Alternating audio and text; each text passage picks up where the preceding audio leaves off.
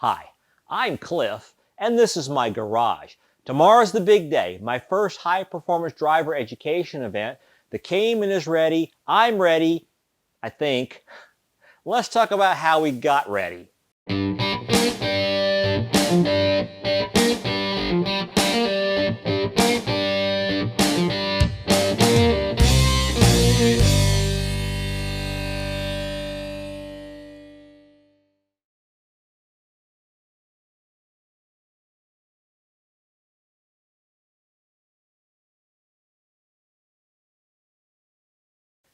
Hey, welcome back to the garage. And if this is your first time joining me, thanks for dropping by.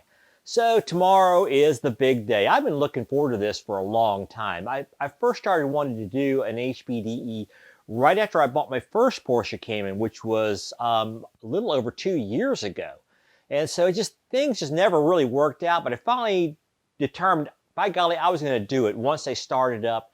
And they restarted after we got all this COVID panic where everyone was too scared to be around each other. It wasn't bad here in Florida. We opened up real soon after the initial shutdowns, and we've been fine. So I've been looking forward to them actually getting around to starting doing HPDEs again. I got an email from the PCA concerning this HPDE, which was being set up by the Florida Thoroughbred region.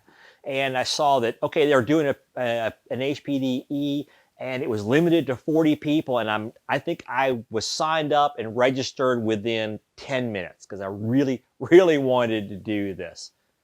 So once I was registered and signed up and confirmed all that good stuff, I started thinking, okay, what do I need to do to get ready? And there were really 3 parts to getting ready for me. One was getting the car itself ready, which is really the simplest and most straightforward part of the whole process. The second part was getting the AV stuff on the car ready. I rigged up a couple of GoPros, some wireless mics, some wired mics. I just want to try and capture as much as possible to share with you guys. The final part was getting me ready, which primarily consisted of watching videos about the track, which is the Florida International Rally and Motorsports Park. Also known as the Firm. And there are a number of videos on YouTube of people driving the course, and there are several that explain how you drive the course. So that was really informative. I didn't really learn a whole lot about driving in general because I knew a lot of this stuff already, but it was nice to see the course ahead of time and know what peculiarities you might run into. Like at certain points, you need to stay off the curbing because it's going to throw you out of position and offline for the upcoming hairpin turn, hairpin curve, whichever, not a hairpin turn. A big help in getting the car ready was the PCA Technical Inspection Checklist. Boy, maybe I'm more nervous than I think. I keep stumbling over my words.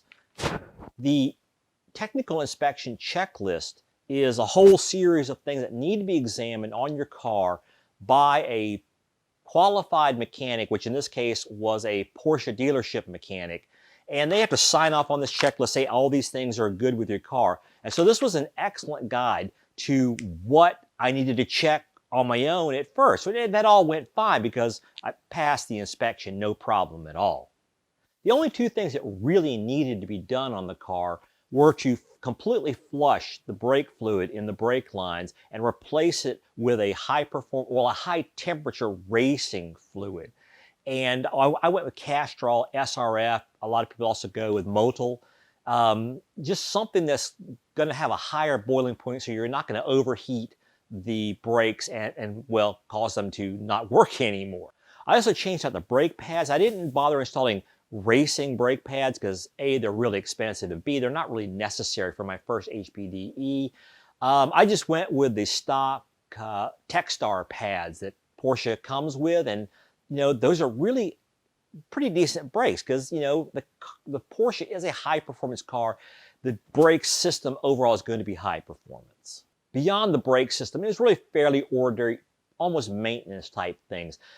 Checking the oil level and topping it off, checking the coolant level and topping it off, checking the air pressure in the tires and the torques on the wheel bolts, just things you would do on your own normally. One thing they did to protect the headlights was to put a tint film over them. Again, not for looks, just to protect them from little rock chips and stuff that are going to be thrown up by cars in front of me. The entire front of the car is already covered in PPF.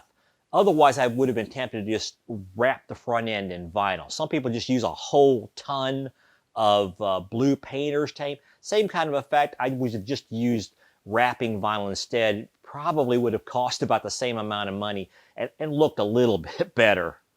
I also had to put numbers on the car. Now, I chose the number 100. I don't really have a good explanation why. It just seemed right at the time. And a lot of people just simply use painter's tape for that too, and that's fine. Just stick it on there temporarily. I happen to have a business that happens to have a vinyl cutter, and so I made myself some nice gumball numbers to put on the side here. Beyond that, it was just a lot of simple things, just checking them to make sure everything was okay. And that's where the technical inspection checklist was a good guide. Things like making sure that the brake lights were working, that the seat belts were in good condition, the air pressure in the tires, like I mentioned before. All those little maintenance things around the car that just you go over them. It took about maybe 20 minutes to run over the entire car. One problem I did find, though, I noticed that after I did the brake job, I took it out for a test drive, and I noticed a slightly odd vibration that appeared to be coming from the rear end. So I pulled the wheels off, and lo and behold, I had a broken spacer. I'm not sure exactly how it happened, when it happened, or how it was causing that vibration, but I'm certainly glad I caught it. Luckily, Pelican Parts was able to overnight a new set of spacers for me, and I was able to get everything buttoned back up, put the new spacers on, took it out for a test drive, and smooth as butter. No problem at all. So that was really good. It just still kind of hurts that I had to spend $68 to overnight an $85 set of parts. The GoPro stuff was really a lot of beating my head against the wall, trying to make certain things work together. And working with GoPros is kind of a pain in the butt. Simple things like extension cables don't work because GoPro has coded it into their firmware to look for non-GoPro parts and then refuse to work with them, which is kind of bad because they won't let you use that extension cable, but they don't even make an extension cable. So issues with the microphone adapter, problems with getting it to communicate with my phone. Just, I have spent 10 times as long fighting with GoPro stuff as I have actually working on the Cayman or preparing myself for the HPDE. But I think the results are going to be worth it. I have 3 camera mounts, 2 cameras, one that I'm going to swap from inside the cabin showing the road and like the dash and everything, so you can see how I'm steering, so I can see how I'm steering, kind of like a post-mortem, hope not a post-mortem analysis. An after-action analysis, there we go, that's better, not post-mortem. I'm going to have the one in the cabin, and then I'm going to have one mounted on the front bumper. I had to improvise on the front camera because I had a very nice tow hook coming from Flat 6 Motorsports along with a GoPro mount. And things kind of got confused because apparently right now Pelican Parts is buying another company and the inventory got all mixed up, and he, in Flat 6 Motorsports, tried to get them to overnight it to me, and somehow that either never got shipped or lost. It turned into a fiasco. I really want to thank John at Flat 6 Motorsports. He has been awesome to work with, and even though it ended up not working out, we hopefully will have it straightened out for my next HPDE. Now, I got my tow hook, and I'm disappointed that I didn't get to use it. But there's something else I bought, and I certainly hope I don't have to use it, which is HPDE track day insurance. I ended up going with Lockton because I read so many good things about their responsiveness in case there is an accident.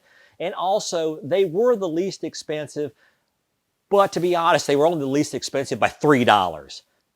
But mainly it was for their reputation, all the good things I saw people talking about they had an accident, and Lockton was great about taking care of everything. The last bit of kit I had to try and get working, and this is strictly for the YouTube channel, not for the HPDE itself, was some data analytics software. And I looked at a variety of different packages, and what a data analytics package does is it captures information like your speed, your acceleration and G-forces, your throttle position, your tach, or your engine RPM, things like that, and generates overlays onto the screen. I thought that would be really helpful for seeing, again, after the HPDE, how I was doing things, and if I, seems I was doing them right. Plus, it just looks cool.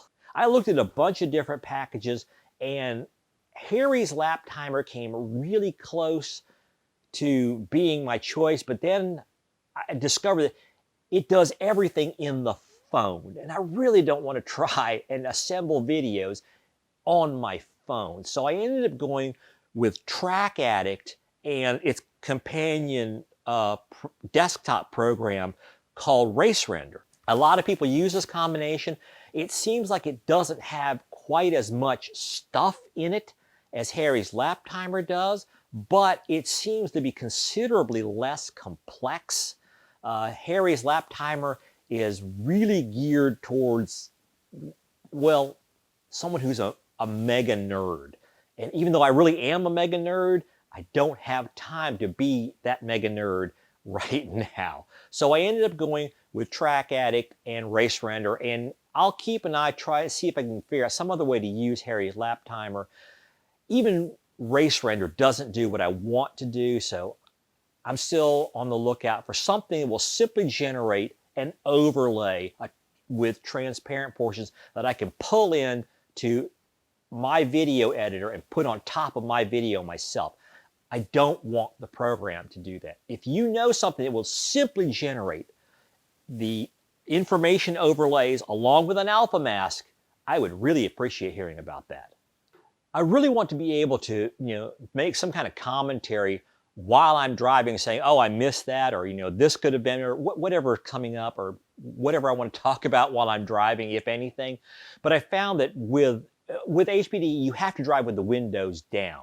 And so the wind noise is tremendous. And I found that it was very difficult trying to get the GoPro to capture my voice. So I ended up rigging up a microphone, a wireless microphone inside my helmet. So I think that's going to work out really well.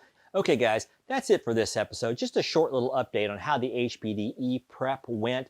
I just dropped another video today that shows how the technical inspection was done, and I got a couple more coming that are detailed explanations on how to flush the brake fluid and then how to change the pads on the Cayman. So watch for those. And of course, I'm going to have at least one, maybe a couple of episodes strictly about what happens tomorrow, and hopefully it's going to be wonderful. Now, before you go, please go down there, find that thumbs up button, give me a like on the video, click on the subscribe button if you're not one of my subscribers yet. We're up to like 2,750. We're closing in on 3,000 subscribers. I still can't quite believe that. And finally, if you want to keep up with everything I'm doing here on the channel, including HPDEs, Cayman maintenance, car maintenance in general, improvements to the garage, cool tools that I want to tell you guys about, other DIY projects, whatever it is I'm working on at the time, go find that bell icon and give it a click. That turns on notifications for this channel, and that way YouTube will let you know every time that I post something new from here in Cliff's Garage. I'll see you next time.